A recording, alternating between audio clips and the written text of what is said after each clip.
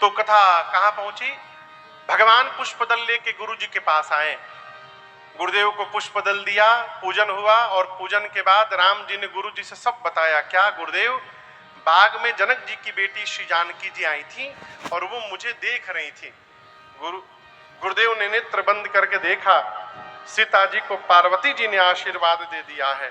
राम जी से बोले, राम वहां यदि पार्वती जी ने आशीर्वाद दिया है तो यहाँ मैं आपको आशीर्वाद देता हूँ। सुफल मनोरथ हो तुम्हारे, राम लखन सुनि भय सुखारे। भोजन मुनि बर दे ज्ञानी, लगे कहन कछु कथा पुरानी। विगत दिवस गुरु आए सुपाए, संध्या करन चले तो भाई। विगत दिवस गुरु आए सुपाए, संध्या करन चले तो भाई। गुरुदेव ने आशीर्वाद दिया, आपकी मनोकामना पूर्ण हो। उस दिन बीता, अगला दिन आया, आज धनुष यज्ञ का दिन है। जनक जी ने राम लक्ष्मण विश्वामित्र जी को रंग भूमि में बुलवाया है। आपसे यदि मैं प्रश्न करूं, ये माइक का रंग कैसा है? जोर से कहिए, दम लगाकर बोला करिए। कथा बांसते हैं हम, थकान आप लोग को लगती है। माइक का रंग कैसा है? काला। कुर्ते का रंग कैसा है? सफेद। क्या ये कुर्ता किसी को लाल दिखाई दे रहा है? पीला दिखाई दे रहा है? लेकिन देगा, ये लाल भी दिखाई देगा, हरा भी दिखाई देगा, पीला भी दिखाई देगा। कैसे महाराज? अच्छा आप बताओ, लाल रंग का चश्मा लगाकर देखिएगा तो कैसा दिखेगा, और यदि हरा लगा लीजिएगा तो? उसी प्रकार राम जी जैसे रंग भूमि में पहुंचे, राम जी एक हैं, लेकिन वही एक राम जी सबको अलग अलग दिखाई देने लगे। क्यों दिखाई देने लगे? जो असुर नकली चेहरा बना करके आए थे रंगभूमि में, उन असुरों को राम जी उनके काल दिखाई देने लगे। उनको लगा मेरा काल आ गया है। जो राजा अपने को वीर मानते थे, उनको राम जी परम वीर दिखाई देने लगे। सरकार जो भक्त राजा थे, उनको राम जी भगवान दिखाई देने लगे। उनको लगा मेरे भगवान आ गए हैं। ज्ञानी राजाओं को राम जी परम तत्व के रूप में दिख रहे हैं। गोस्वामी जी कहे, किसके किसके बारे में मैं कहूं? जिनकी रही भावना जैसी,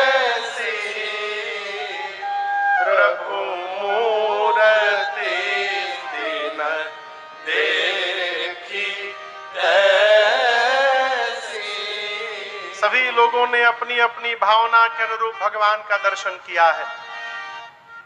पूरे धनुष यज्ञशाला का दर्शन कराकर मिथिलापति ने, जनक जी ने विश्वामित्र जी को सबसे ऊंचे आसन पर बिठाया। अगल बगल के आसन पर राम लक्ष्मण जी बैठे। सीता मैया को बुलाया गया। मेरी माँ हाथ में जयमाल लेकर रंगभूमि में आई है। माँ के सौंदर्य का दर्शन करके जितने नर नारी थे वहां पर सब मोहित हो गए। देख रूप मोहे नर नारी। सीता मैया आकर अपनी माँ सुनैना जी के निकट खड़ी हो गई। अब श्री जनक जी महाराज ने अपने बंदी जनों को आदेश दिया है कि सभा के मध्य में खड़े होकर के इन राजाओं के सामने मेरा प्रण रखा जाए। जनक जी के बंदी जन बीच में खड़े हो गए और अपने दोनों हाथों को ऊपर उठा लिए। बोले बोले बंदी बचन पर सोनहु सकल प्रभु देह कर रहाहि हम भुजा उठाए। बंदी जनों ने भुजाओं को ऊपर उठा करके महाराज जनक का प्रण सुनाते हुए कहा, दीप दीप से आए आप समस्त राजा महाराजा, इस धनुष को ध्यान से देखिए एक बार।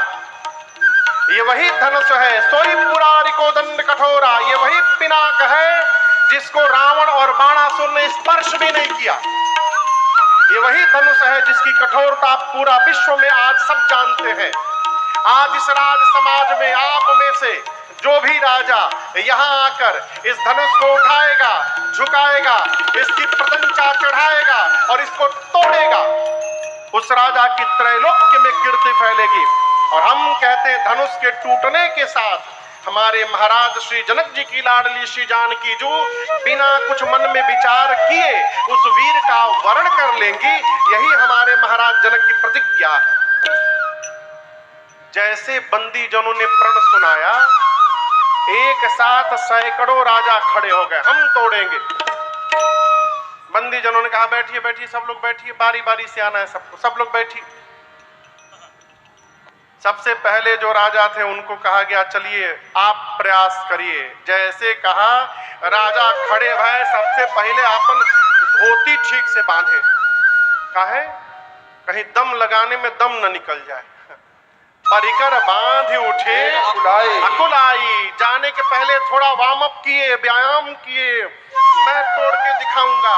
और अपने इष्ट को मन ही मन प्रणाम किए, अपने भगवान से बोले प्रभु आई एम गोइंग, हम जा रहे हैं प्रभु तोड़ने के लिए, कृपा करिएगा हमसे टूट जाए। कौन बोला? जो राजा धनुष तोड़ने जा रहे हैं अपने भगवान से बोले हे प्रभु हम ही से टूट जाए।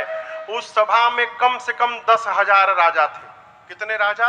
10,000। जब एक राजा अपने भगवान से बोला कि प्रभु हमसे टूट जाए, तो जो 9,999 राजा बैठे थे वो तुरंत अपने भगवान से बोले प्रभु बचाइएगा, इससे न टूटने पाए।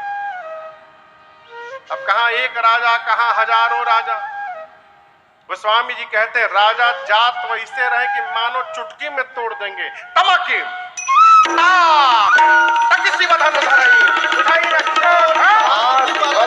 जाकर करोड़ों प्रकार यत्न करते हैं, बैठकर, घसीटकर, लेटकर, धनुष अपने स्थान से तिलमात्र इधर उधर नहीं खिसका। जब बहुत प्रयास करने के बाद धनुष नहीं हिला, राजा छोड़ करके धनुष को सिर नीचे झुकाकर अब वापस जा रहे हैं। अब दूसरा राजा चला है उधर से, मैं तोड़ के दिखाऊंगा। तो जो राजा वापस जा रहे थे वो राजा मन ही मन बोले हाँ जाओ जाओ जाओ जाओ जाओ जाओ, उठाओगे तो पता चलेगा, जाओ। एक एक करके राजा आए, तोड़ना बहुत दूर की बात। किसी भी राजा ने धनुष को तिलमात्र भूमि से इधर उधर कहीं डगाया भी नहीं। आपको बताऊं एक राजा की जब बारी आई तो वो राजा खड़े हुए अपने स्थान पर और वहीं से धनुष को देखे और प्रणाम करके बैठ गए। बगल के राजा को हंसी आ गई, बोले तुम कायर हो, हम लोग तो प्रयास भी किए, तुम तो प्रयास भी नहीं किए, वीर नहीं हो तुम।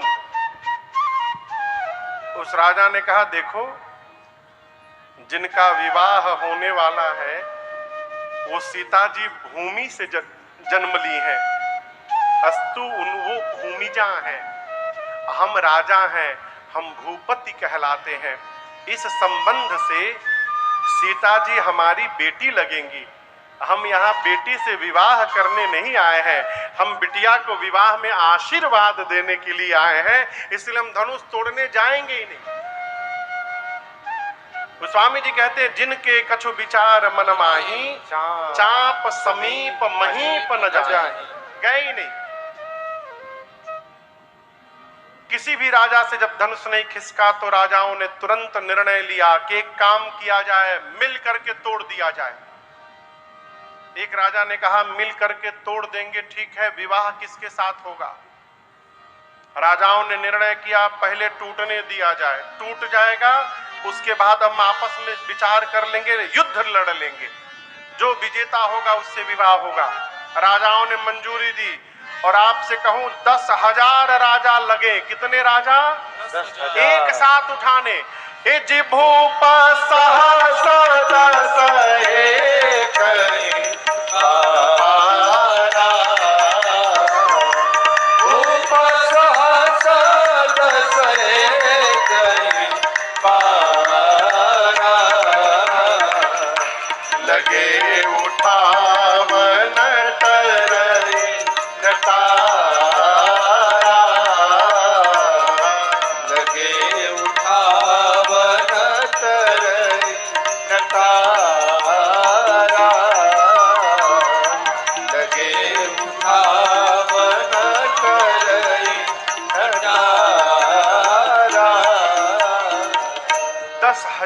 राजा एक साथ प्रयास किए, परंतु धनुष अपने स्थान से तिलमात्र इधर उधर नहीं खिसका।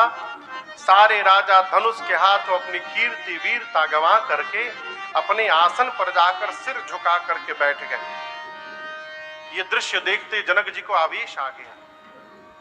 जनक जी महाराज खड़े हुए, समस्त राजाओं को देख करके जनक जी ने कहा, दीप दीप से आए आप समस्त राजा महाराजा, आप में से कोई भी ये राजा नहीं बोल सकता है कि मैंने निमंत्रण देकर उनको बुलाया है। यहां पर आए सुनी सुनी जो प्रण ठाना, आप सभी राजा मेरा प्रण सुन सुन कर आए हैं यहां पर। और ये ना समझिए कि मैं पहचान नहीं रहा हूं कौन आया है कौन नहीं आया है, मैं देख रहा हूं दैत्य वेश बदल करके यहां बैठे हैं, देवता शरीर धारण करके विराजमान है यहां पर, पाताल से नाग उपस्थित है, मनुष्य बैठे हैं।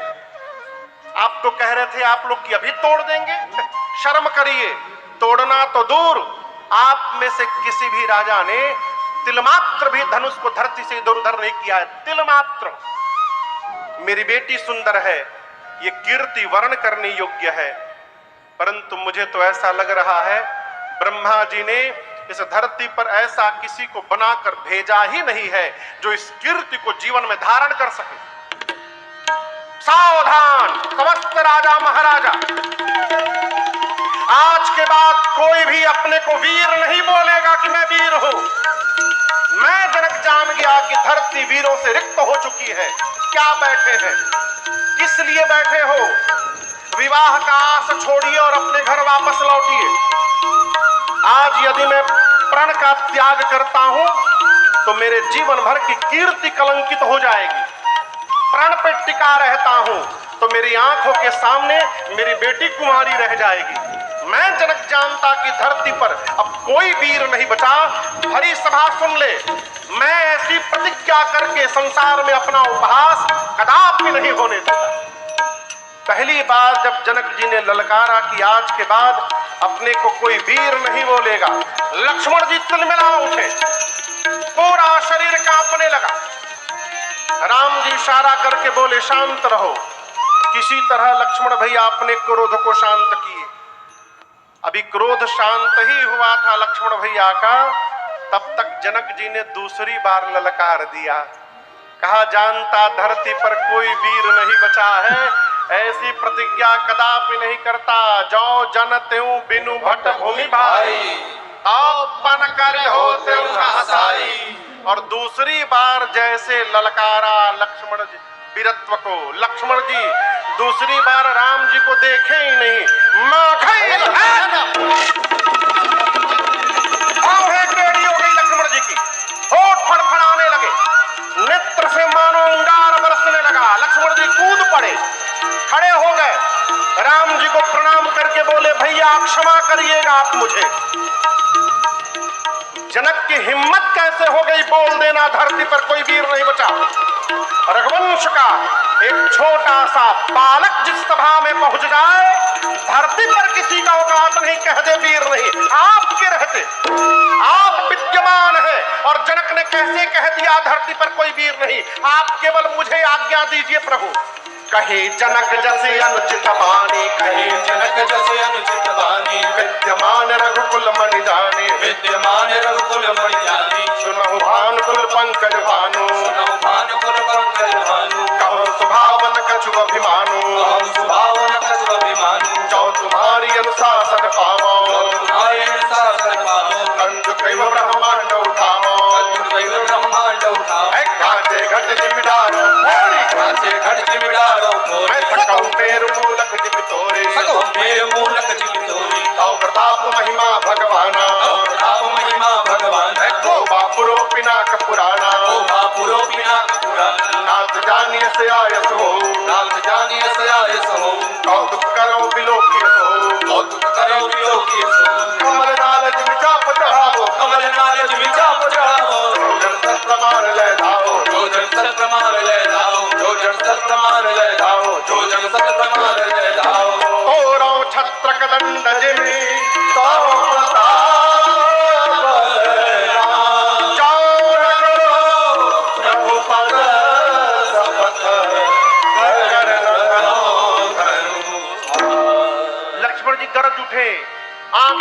गई, भौहें तन गई।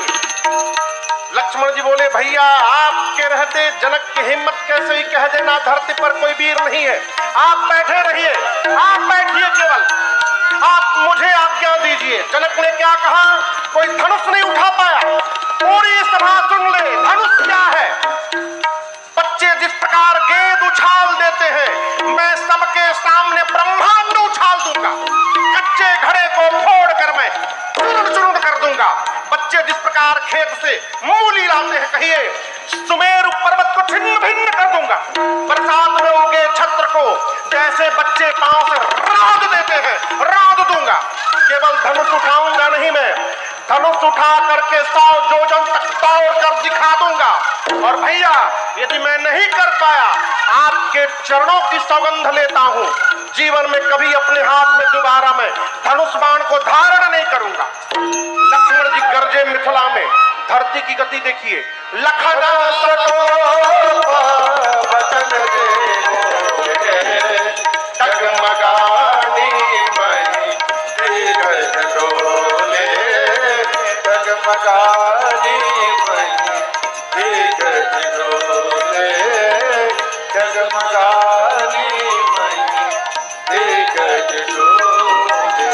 लक्ष्मण जी गरजे कहे भैया जिस प्रकार कमल की नाल को, कमल के डंठल को बच्चे बिना प्रयास खंड खंड कर देते हैं, मैं धनुष को खंड खंड कर दूंगा, तोड़ दूंगा, उठाकर 100 योजन तक तोड़ जाऊंगा, ये कर दूंगा, वो कर दूंगा, ब्रह्मांड को फोड़ दूंगा, गेंद की भांति उछाल दूंगा।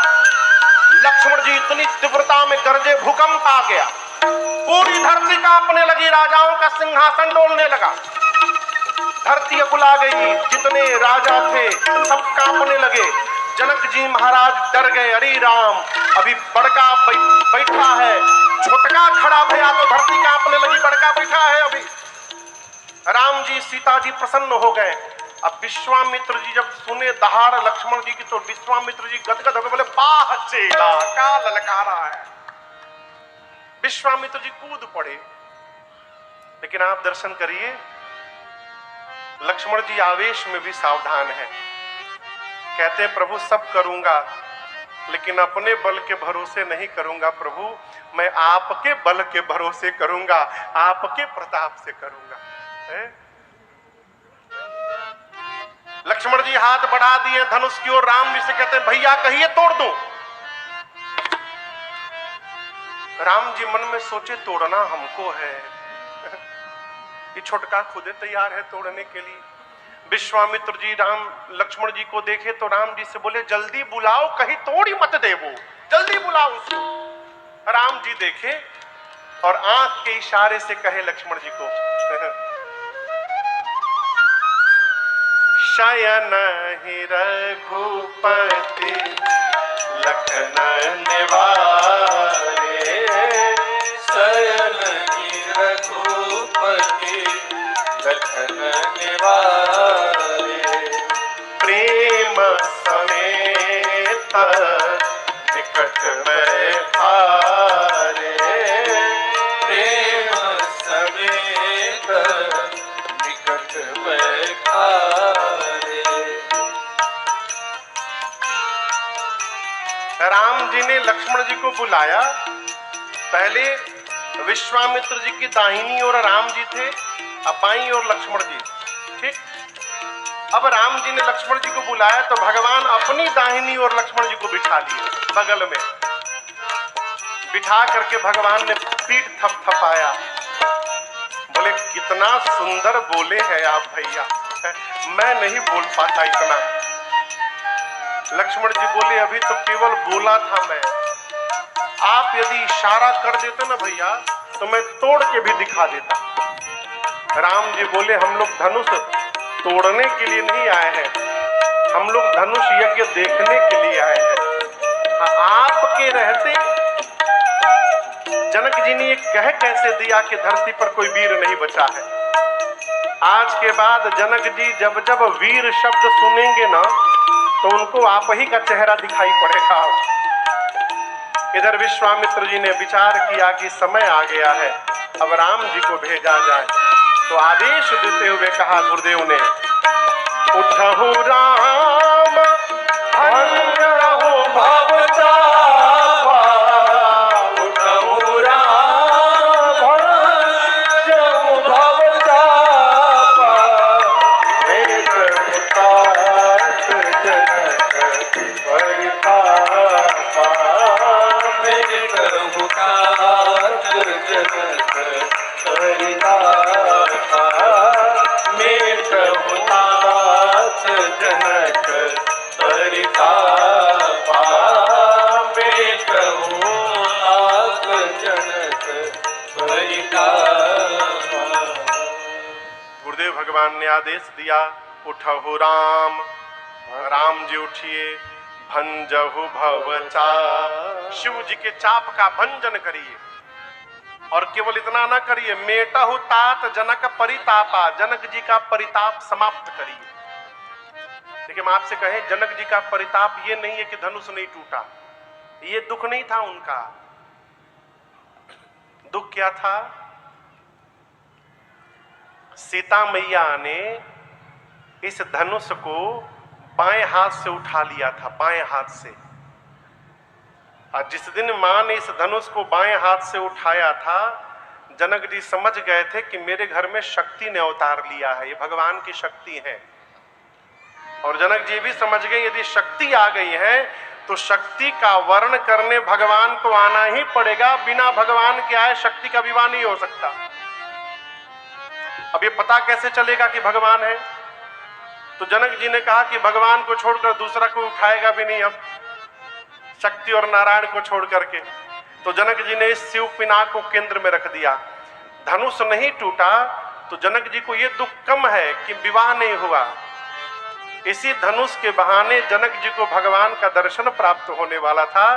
जनक जी का ये परिताप है, क्या मेरे भाग्य में भगवान का दर्शन नहीं लिखा है? मैं इतना बड़ा भागा हूं। इसलिए गुरु जी ने कहा कि धनुष को तोड़ करके उस परिताप को समाप्त करो।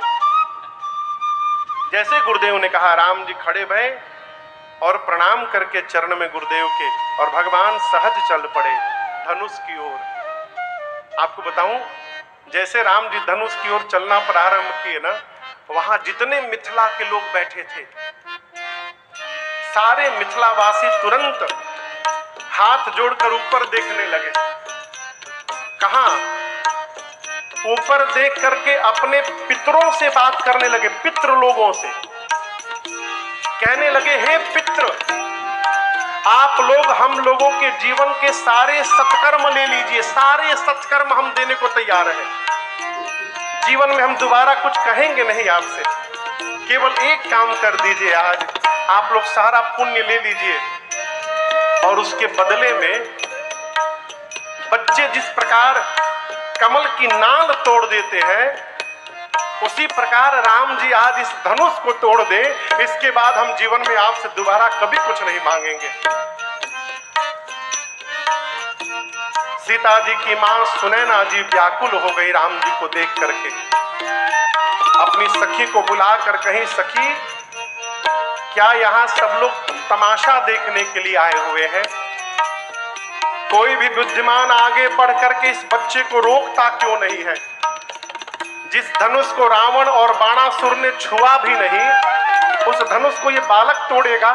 ये बच्चों का खेल नहीं है। कोई मना क्यों नहीं करता इस बालक को? मान सरोवर में रहने वाला हंस अपने सिर पर मंदराचल उठाने जा रहा है, कोई रोकता क्यों नहीं इसको? सखी ने कहा, महारानी, सूर्य का छोटा सा गोला होता है, अब पूरे पृथ्वी के अंधकार को समाप्त कर लेता है।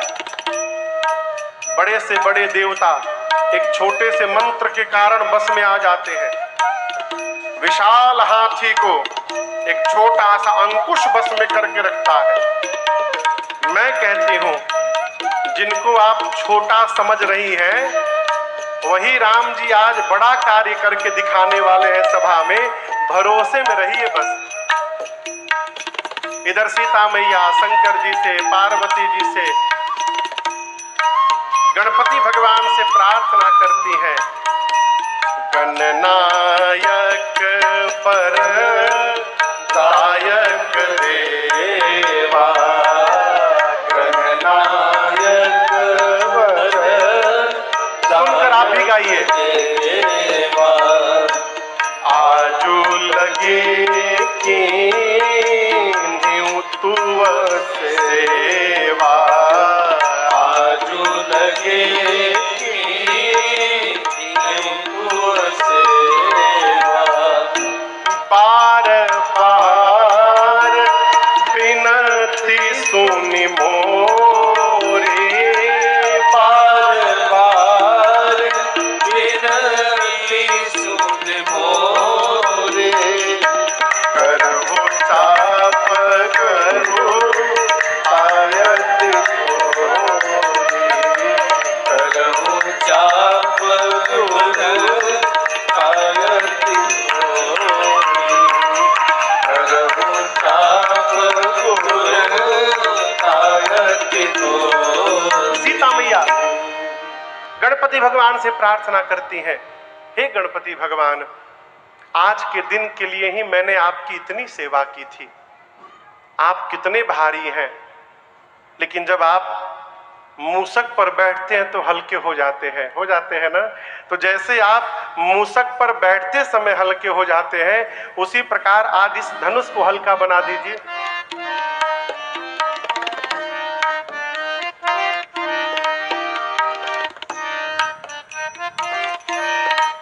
बोली जैसे आप मूसक पर बैठते समय हल्के हो जाते हैं, आज इस धनुष को हल्का बना दीजिए। सबसे प्रार्थना करते करते सीता मैया अंत में उस धनुष से प्रार्थना करती हैं, हे शिव जी के धनुष, अब तो मुझे आप ही का आसरा है। सब कही रहे कि आप बहुत भारी हो गए हैं, मेरी प्रार्थना स्वीकार करिए। जैसे प्रभु आपके पास आए, आप में जितना भार है आज, अपना सारा भार यहाँ बैठे मूर्ख राजाओं के सिर पर रख दीजिएगा और मेरे प्रभु को देखते पुष्प जैसे हल्के हो जाइएगा। राम जी ने मेरी माँ की व्याकुलता का दर्शन किया है। जैसे व्याकुलता दिखाई पड़ी, राम जी धनुष के पास गए, प्रभु ने जाकर धनुष की परिक्रमा लगाई है। लक्ष्मण जी देखे कि भैया धनुष के पास पहुंच गए। राम जी धनुष के पास, लक्ष्मण जी गुरु जी के पास। लक्ष्मण जी खड़े हो गए और खड़े होकर लक्ष्मण जी दाहिने पांव से धरती दबाने लगे। धरती दबाकर कहने लगे, हे शेष नारायण दिक्पाल, सावधान हो जाइए, भैया धनुष उठाने वाले हैं, आप लोग धरती को पकड़ के बैठिए, कहीं ऐसा ना हो जाए कि धनुष के साथ साथ धरती ही ऊपर उठाए, आप धरती पकड़ के बैठिए। पूरी सभा राम जी को देख रही थी, अब पूरी सभा लक्ष्मण जी को देखने लगी। लोगों को समझ में नहीं आ रहा है कि चल क्या रहा है। धनुष तोड़ने बड़का गया है, छुटका क्यों पांव से धरती दबाने लगा अपना। राम जी गए, जाकर प्रभु ने परिक्रमा लगाई। परिक्रमा लगाकर भगवान ने धनुष को प्रणाम किया, धनुष के इष्ट भगवान शिव को प्रणाम किया, विश्वामित्र जी को प्रणाम करके आए थे। धनुष के पास जाकर अयोध्या में बैठे गुरुदेव भगवान वशिष्ठ जी को प्रणाम किया। गुरहि प्रणाम मन ही मन कीन्हा। प्रणाम करने के बाद भगवान ने धनुष के ठीक मध्य भाग में अपना कर रखा, बीच वाले भाग में। मध्य समझते हैं ना, मध्य, मध्य यानी बीच भाग में भगवान ने हाथ रखा। और जैसे राम जी ने धनुष लिया, धनुष लेते बिजली चमकी, और जितनी देर के लिए बिजली चमकती है उतनी देर में ही भगवान ने उठाया, झुकाया, तोड़ दिया। बाबा कहते हैं,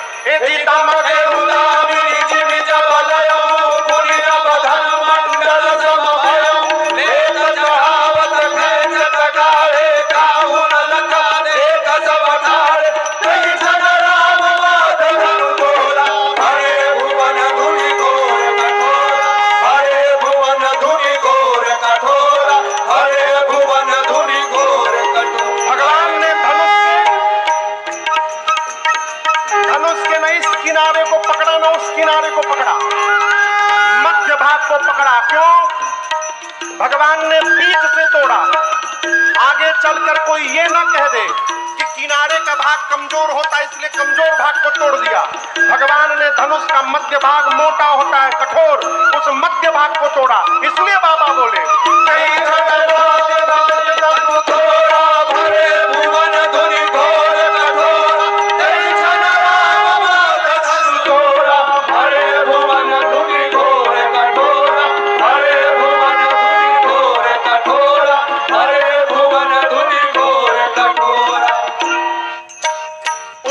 धरती पर 3 धनुष मुख्य थे। कितने धनुष? 3। राम जी के पास सारंग, भगवान शंकर का पिनाक और परशुराम जी के पास अजगव। राम जी ने न पहले वाले को तोड़ा न अंत वाले को तोड़ा, बीच वाले पिनाक को तोड़ा, इसलिए बाबा बोले राम धनु तोड़ा भरे भुवन धुनि घोर कठोरा।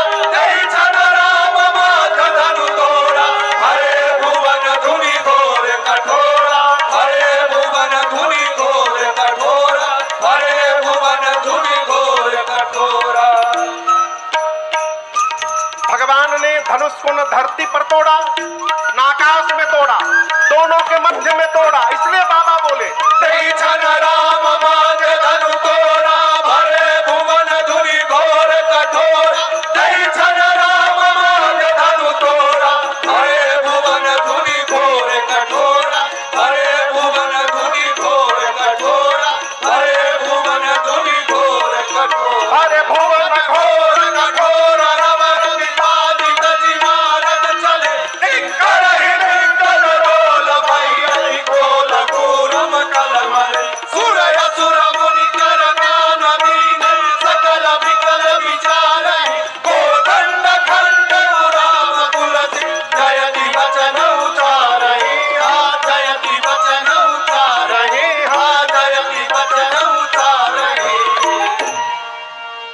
भगवान ने धनुष को तोड़ा, धनुष के टूटने की ध्वनि इतनी तीव्र थी कि उस आवाज से त्रैलोक्य गूंजायमान हो गया। सूर्य नारायण मिथिला के ऊपर रथ लेकर खड़े थे धनुष यज्ञ देखने के लिए। आवाज सुनकर सूर्य नारायण के रथ के घोड़े फटक कर भागने लगे। पाताल में दिक्पाल धूरी पर कुलमला उठे। धरती पर सुर मुनि ने कान बंद कर लिया। पूछने लगी ये कैसी आवाज आई है? गोस्वामी जी बोले राम जी ने शिव जी के पिनाक को खंड खंड कर दिया। बोलिए श्याम